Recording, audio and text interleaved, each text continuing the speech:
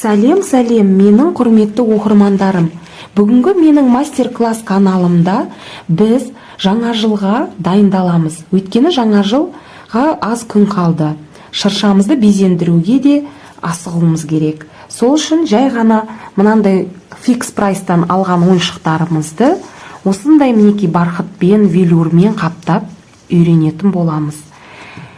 Осындай керемет ойыншықтарын жасап шығарамыз.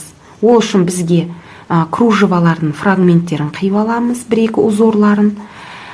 Сосын мынандай стразилер керек, және мынандай бахрама керек, лентамен әдемілеп, нәрлеп осындай керемет ойыншықтарды жасап, шыршамызға іліп қойсақ, бұндай ойыншықтар ешбір дүкенде сатылмайды. Бүгін Асылзаттың мастер-классында оңай және тез осындай ойыншықтарды жасап шығаруды үйренеміз.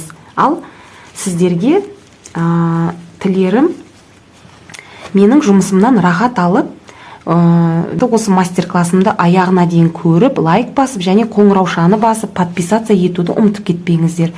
Күнде бір видео шығып отырады менің каналымда, және сіздер сұрақ, комментарий жазып кетсеңіздер, сұрақтарыңызға да жауап беруге тырысамын.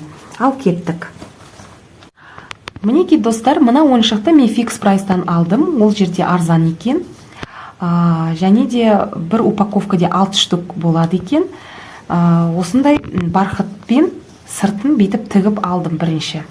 Оның диаметрі бар болғаны 22 сантиметр екен. Сонда 11 сантиметр болады екі шеті. Матам өте эластичный, міне көріп тұрсыздар, созылады. Сол үшін мен матаны 10 қылып алдым, өйткені созылады. Сөйтіп менің видеом соңына дейін көрсеңіздер, және де осы матаны қалай пішіп, осы ойыншыққа дәлдеп тігуді келесі мастер-классымнан көріп үйренсеңіздер болады. Ол үшін маған подписация етіп, қоңыраушаңызды басып қойыңыздар. Мінеки мына жібін алып тастаймыз. Бұл керек емес бізге. Енді мына жағын әдемілеп тігіп шығамыз. Ол үшін по цвету мінеки сәйкестіріп түстерін жібімізді аламыз да бастаймыз.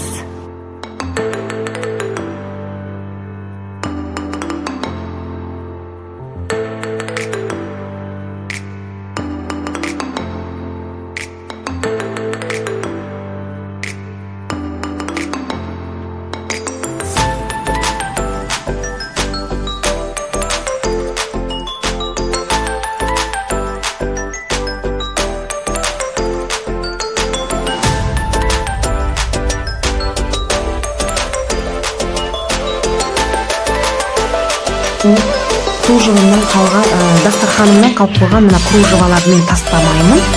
Сол үшін осылардың бір-екі фрагменттерін неге қиып аламын, керегі жерлерін. Қиып алдым да, осындай ойыншық жасауға шешім қабылдадым. Және де мастер-класс түсіріп, сіздерге ұсынғым келді. Өйткені сіздердің де шыршаларыңыз әдемі болып тұруын қаладым. Мінеки қыздар. Мінеки мына түйдім ақырғы жерін, енді қараймыз мінеки. Қараңыздар, мінеки мына жағы өте неве болды. Не десек болады, гладкий дейді ғой, ешқандай кедергі жоқ. Ең кіттай тігілген бүріліп қалады, бір-екі тігілгеніңізде ол еш нәрсе етпейді, өйткені ондай дефектілерді, мен мынандай тесмаларды мен жауып жіберсек болады. Мінеки көрдіңіз бе, мен мынандай жуанын да таңдадым, мінеки жіңішкесін таңдадым, новогодний стильде таңдадым, міне жаңа жылдық сондай сәнді болсын деп. Болғаннан кейін ең бірінші біз мынандай да әдемі кружева таптым, одан 50 сантиметр сатып алдым мінеки. Ондай көп ақшам кеткен жоқ.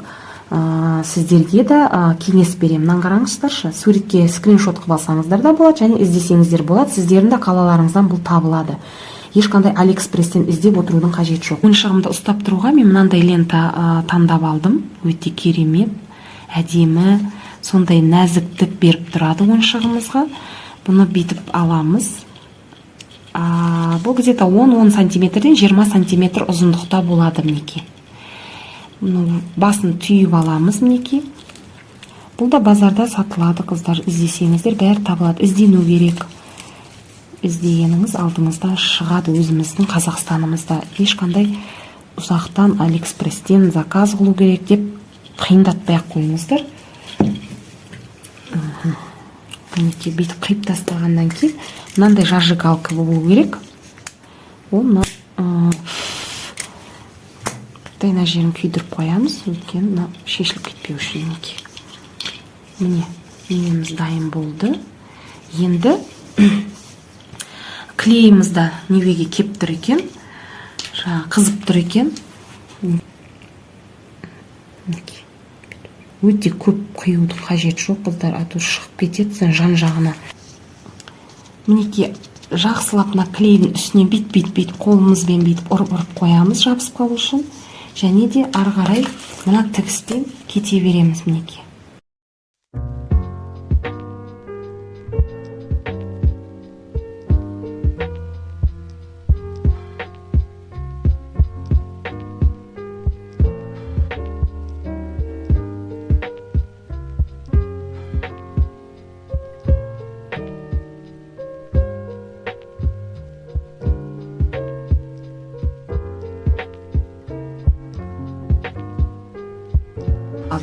Енді жайна жерлер бүгіледі, ол жерлерді қазір біз жауып тастаймыз.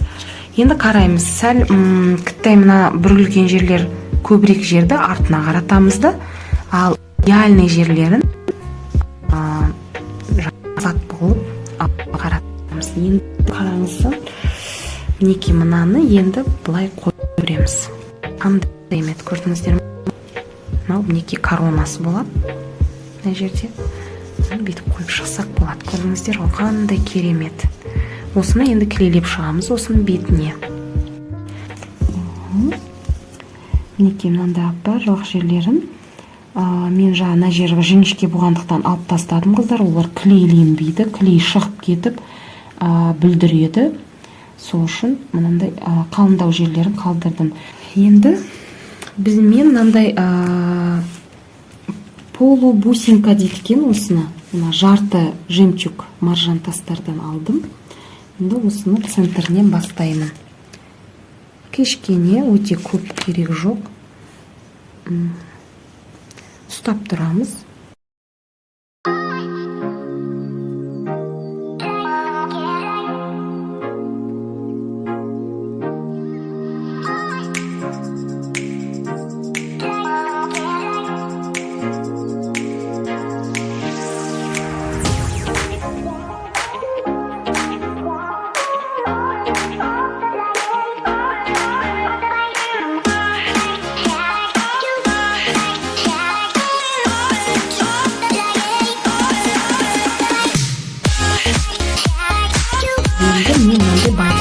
Дайындап қойғанмын. Көріп тұрғандай, мынау артына мінекей, ал мынау алдына, мына жағына коронаны шығарамыз былай. Енді қарасаңыздар, бұл бантиктерді қалай жасауды мен ендігі мастер-классымда көрсетемін. Мына артқы бантикке 36 сантиметр бір ұзын лента кетті. Оның ені 2,5. Ал алдыңғы бантикке, міне алдында тұратын бантикке 10 сантиметрден 4 штук кетті. 10 сантиметрден. Өзі лентамыздың ұзындығы емес, ені, мінекей, 2,5 көріп тұрғандай, көрдіңіз ба?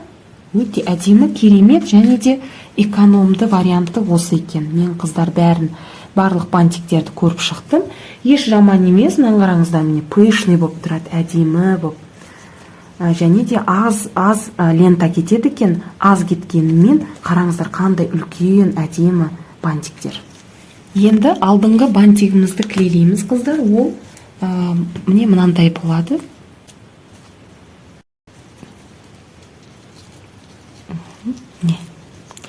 Бантигімді клейледім. Оны әдемілеп ұстап тұрамын. Және де мына коронамды үстіне шығарамын. Көріп тұрғандай. Бұл коронамды осы жерге клейлеп қоямын. Алдыға қарап, неғып кетпеу үшін. болды, мына қараңыздар.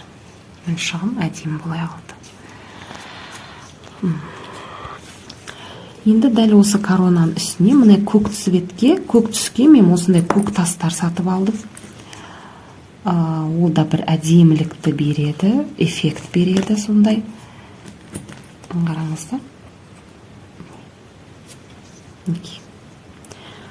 Қолымызбен қаттырақ ұстап тұрамыз, клейміз сіңгенше. Қараңыздар, қандай керемет ойыншық болып шыға келді. Мінекей артқы жағына мына стразысы бар бантигімді қыстырдым, қыздар. Бұл 36 сантиметрлік ұзындықтағы бір штук ең ұзын лентамнан пайда болған жаңағы. Мінекей қараңыздар, керемет мынандай бантик пайда болды. Мінекей пышный, әдемі, өте үлкен да емес, кішкентай да емес. Қараңыздар, қандай керемет, әдемі, аккуратный, ұқыпты болып сондай.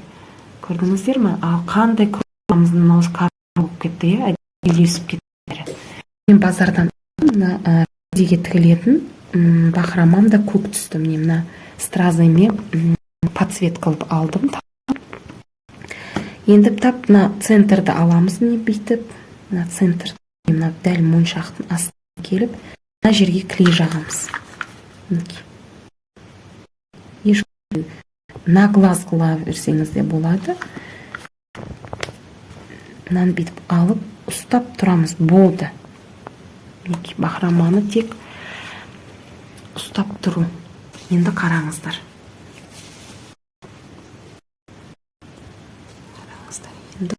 Енді мынандай керемет ойыншығымыз дүниеге келді. Мінекей жай ғана фикс прайстағы серебряный ойыншығымыз.